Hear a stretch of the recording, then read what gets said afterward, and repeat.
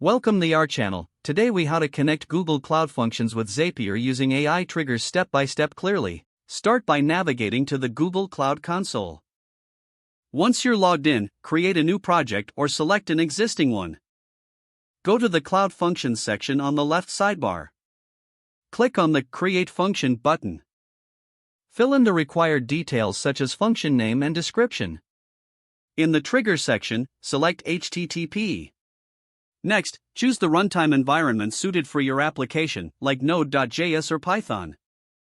Scroll down to the function code section. Input your code for the function that will interact with Zapier. Make sure to include the right dependencies in the requirements file if necessary. Click on Deploy to publish your function. After deployment, copy the HTTPS URL of your function. Now, switch to Zapier and log in to your account. Create a new Zap by clicking on Make a Zap. Choose an appropriate trigger application that will initiate your workflow. Set up the trigger event as required. Once configured, proceed to the action step. Search for Webhooks by Zapier in the Action App list. Select Custom Request as the action event. In the Method field, choose Post. In the URL field, paste the HTTPS URL of your Google Cloud function. Set the data field according to how your function expects the input. You can choose to add headers if your function requires any authentication. Test this step by sending a request to your Cloud function.